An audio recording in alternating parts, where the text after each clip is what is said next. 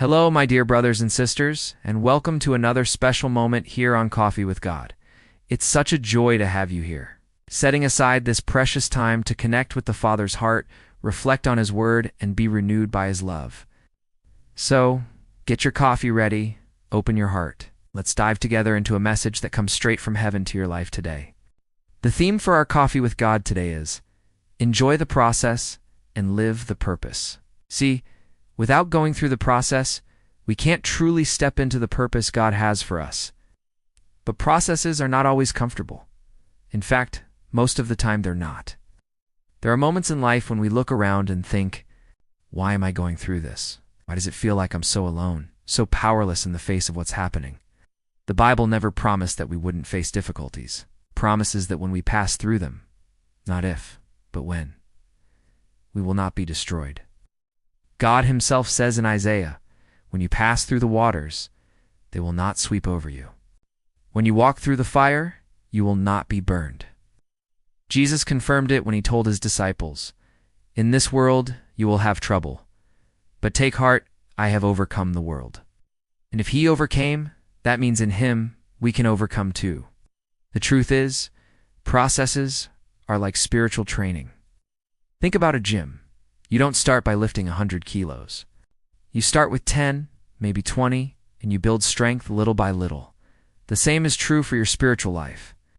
God is preparing you to carry the weight of the promises He has spoken over you.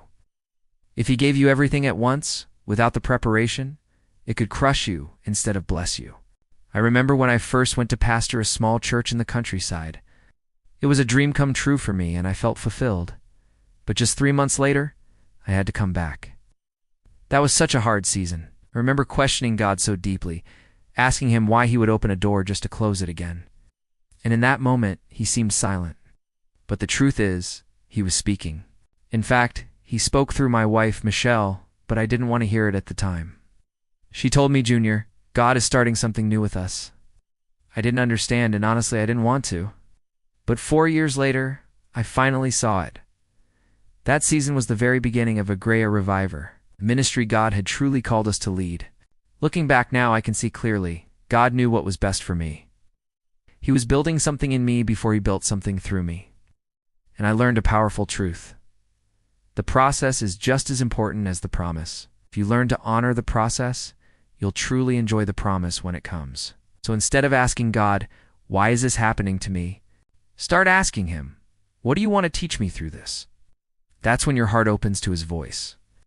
And if you're in a season right now where heaven feels silent, I want to remind you of a few things. You are not alone. You are a beloved son.